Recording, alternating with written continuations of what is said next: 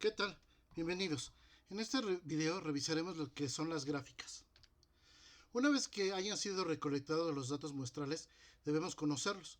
Una de las formas más útiles de conocer los datos es usar una técnica inicial de exploración de análisis de datos que resultará en una representación gráfica de los datos.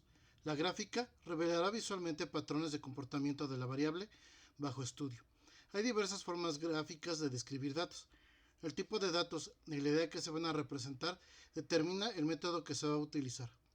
Gráficas de círculos y gráficas de barras.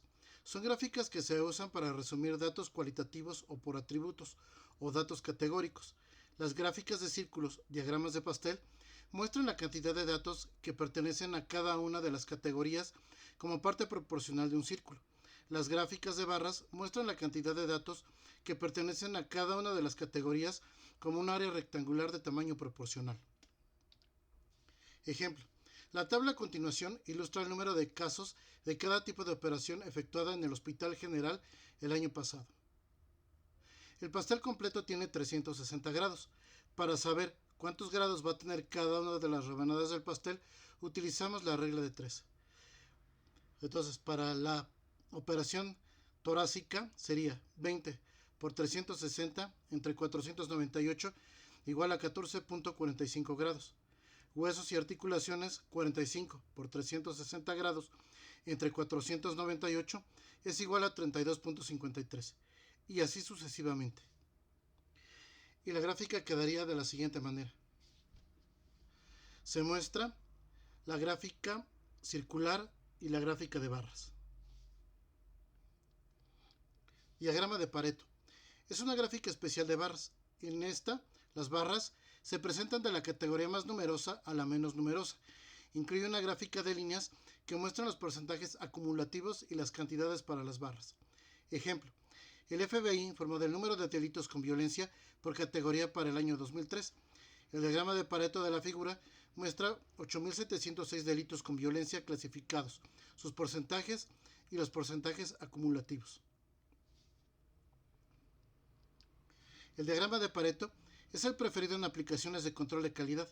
Un diagrama de Pareto para los tipos de defectos mostrará a aquellos que tienen el mayor efecto en la valoración de las partes defectuosas respecto al orden de efecto. En consecuencia, es fácil ver qué defectos deben ser identificados para disminuir con mayor eficiencia el porcentaje de partes defectuosas. Pictogramas. Los gráficos de pictogramas utilizan iconos para ofrecer una visión general más atractiva de pequeños conjuntos de datos discretos. Por lo general, los iconos representan el tema de los datos a categoría. Por ejemplo, los datos sobre la población utilizarían iconos de personas. Cada icono puede representar una unidad o cualquier número o unidad. Por ejemplo, cada icono representa 10.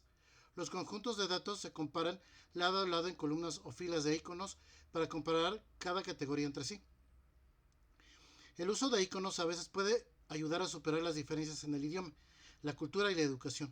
Los iconos también pueden ser una visión más representativa de los datos.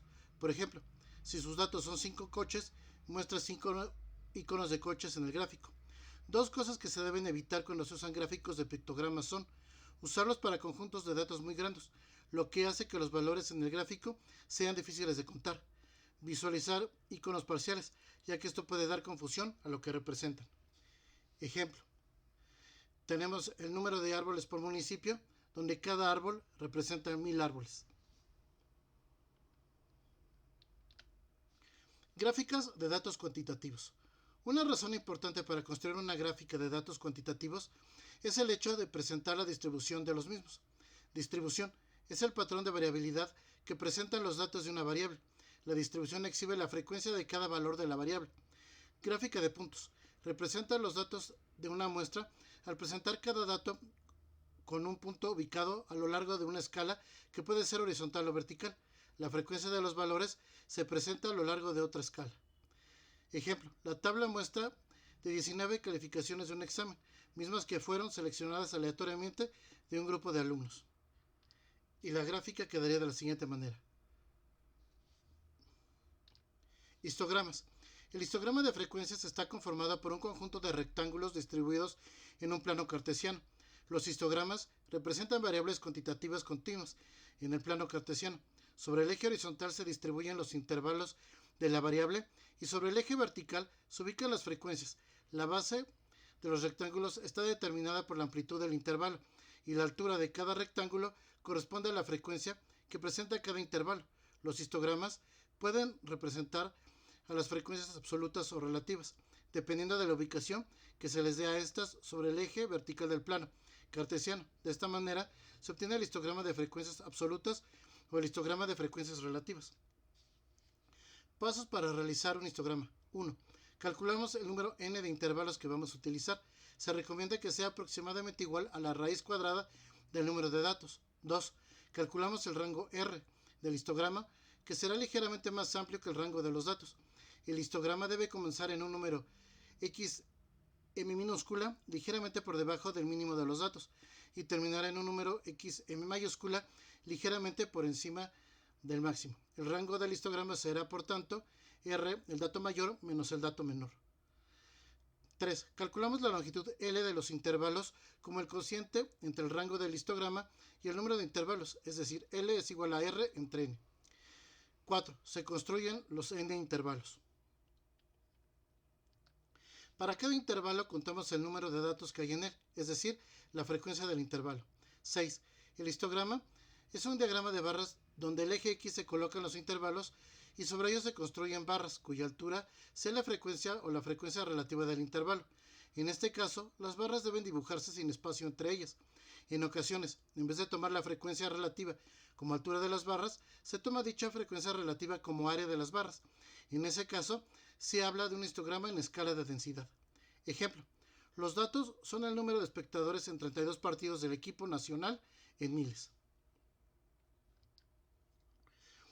Dado que raíz cuadrada de 32 es igual a 5.6, utilizaremos 6 intervalos. El mínimo de los datos es 10.3 y el máximo 67, de manera que podemos considerar como rango del histograma el intervalo 10,67, cuya longitud rango del histograma es 56.7.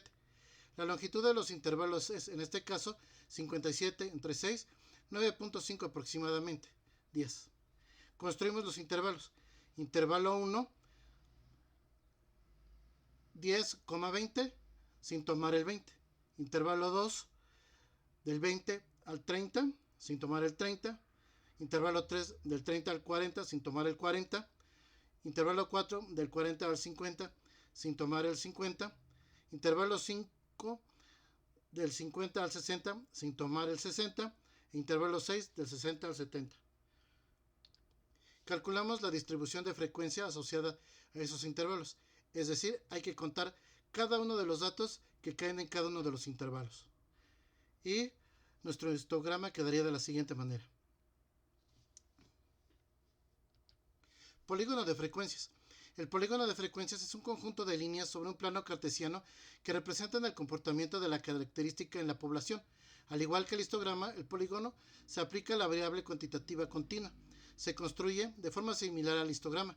En el eje horizontal se ubican las marcas de clase y en el eje vertical las frecuencias absolutas o relativas. De esta forma, es posible construir el polígono de frecuencias absolutas o relativas dependiendo de las frecuencias utilizadas. El polígono de frecuencias para el ejemplo anterior quedaría de la siguiente manera. Diagrama de Taylor-Yoja. Presenta los datos de una muestra usando los dígitos reales que conforman el dato. Cada valor numérico se divide en dos partes.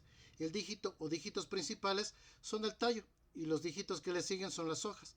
Los tallos están situados a lo largo del eje principal y una hoja por cada dato está dispuesta de modo que muestra la distribución de los datos. Ejemplo: construyamos ahora un diagrama de Taylor-Yoja para las 19 calificaciones de exámenes siguientes. Con un vistazo rápido vemos que hay calificaciones de los 50, 60, 80 y 90.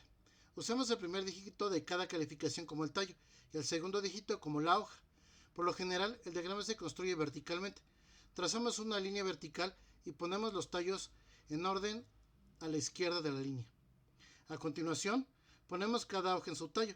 Esto se hace al poner el dígito siguiente en el lado derecho de la línea vertical, opuesto a su dígito principal correspondiente. Nuestro primer valor es 76, 7 es el tallo y 6 es la hoja. Así ponemos un 6 en el lado opuesto al tallo 7. El siguiente valor es 74, de modo que la hoja de 4 se pone en el tallo 7 a continuación del 6. El siguiente dato es 82, por lo que la hoja de 2 se pone en el tallo 8. Continuemos hasta que cada una de las otras 16 hojas aparezca en el diagrama. Las gráficas en estadística son herramientas fundamentales para representar visualmente los datos, facilitando su comprensión, análisis e interpretación a través de diagramas de barras, histogramas, polígonos de frecuencia, diagramas de dispersión y otros tipos de gráficas. Es posible identificar patrones, tendencias, variabilidad y relaciones entre variables de manera clara y efectiva. Su uso permite resumir grandes cantidades de información, comunicar resultados de forma accesible y tomar decisiones informadas con base en evidencia. En resumen, las gráficas no solo complementan el análisis estadístico, sino que lo potencian al convertir los números en información visualmente significativa.